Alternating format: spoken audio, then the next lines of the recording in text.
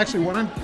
Huh? Do I want? Yeah, I mean, if you want, sure. If you want to hold on to it, I mean. So how did you get into this line of work, Seth? You did. Well, do you see this? Yeah, I read this years ago before Food Network was popular and all that stuff. And you wrote this. Where's my fanboy hat? So. Well, I'm glad. I'm glad it made an impact. Well, you made what a writer wants to do. Well, the thing is, what was it that you decided to at one point? You said, "Fine, I'm going to reach out to Thomas Keller," and no, I didn't reach out to him. I finished writing that book, and we were broke.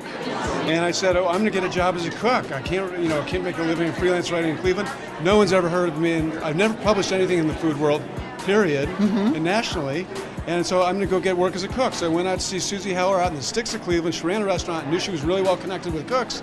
She said, "Oh my God, I didn't know you did this, Michael. I'm working with Thomas Keller at the French Laundry, and we're looking for a writer."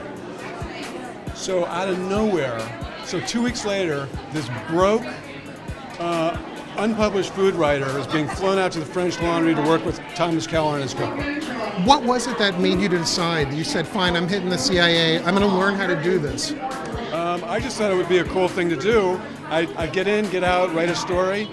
But basically there was one day where I came in where there was this winter storm. I was supposed to take a practical. I told the chef I couldn't make it in because the whole Hudson Valley was snowed in. I remember you had it in the book. I remember the whole thing. Right. Sure. He basically called me a and said, "You're not cut out to be a chef. You can't do it. You're a writer." That's okay. You do your work.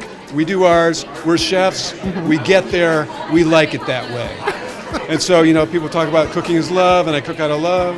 Well, I learned to cook out of anger. I want to say "F you" to Pardis.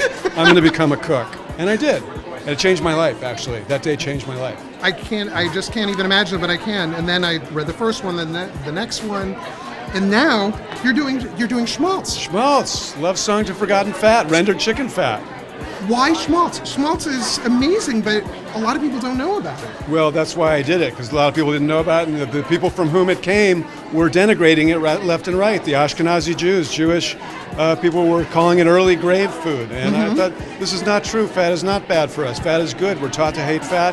Fat is not bad. Stupid is bad. And if you think fat is bad, you're being stupid. You're being sold a bill of goods by the processed food industry. It's wrong. I want you to wake up. I want you to wake up. Do you hear this? Yes.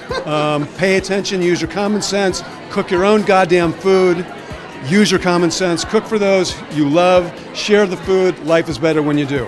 What is one of the things in terms of animal fats? I mean, obviously, you're one of the masters of charcuterie. I mean, everybody has your cookbook. I mean, yeah, that kind of started my love of fat and my exploration of fat. Also, it was sort of a reaction to America's stupid "fat is bad. I'm afraid of fat. Ooh, get away fat." Right. And I thought, well, there's one fat that I don't know about, and that's schmaltz. And when my neighbor was leaving a party, she said, "Oh, the high holidays are upon us. I got to go make schmaltz." I thought, okay, now it's time. I have my schmaltz muse. So you smelled it from a couple of doors down. Basically. You know that smell. You're like, it smells like dinner. It does. It smells good. It smells like roasted. It smells like chicken. It smells like onion. It's all the things that are good. Okay, now this is a key question, Michael. Are you team cake or are you team pie? Inquiring minds want to know. Yeah, I'm a pie guy. Thank you. If you're really into culinary, I don't know. It's all about team pie. That's what keeps me up at night. You guys know that. And the thing is, for your crust, now do you use lard? Sometimes I use lard, yeah. Lard makes a great crust. It does make a great crust. Episode. Yeah. If there are any tips that you can suggest for people that are going into culinary media specifically, what do you suggest? Learn how to do the media, not food.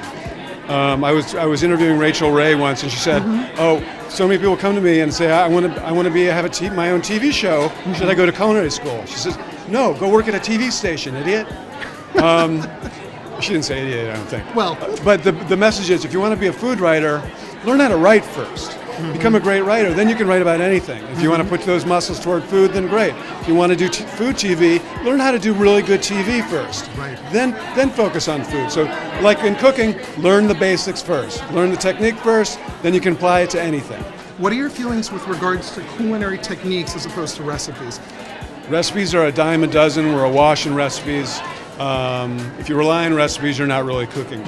All you need are a few basic techniques, then you can really cook anything. All of cooking comes down to a few fundamental techniques. It's not about recipes, it's about technique. I'm assuming your grandmother Now, did she have a special name? Was she a Bubby? Was she... I'm not Jewish, so I didn't have a bubby.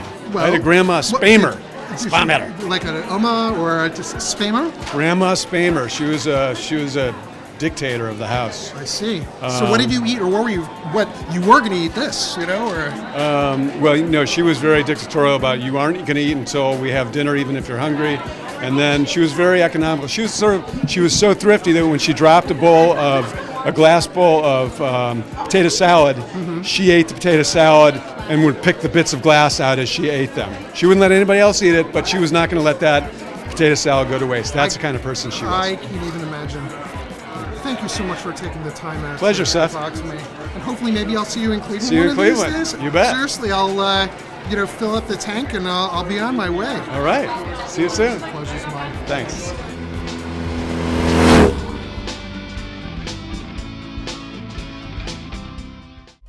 Food Biker is a part of This Complete Breakfast.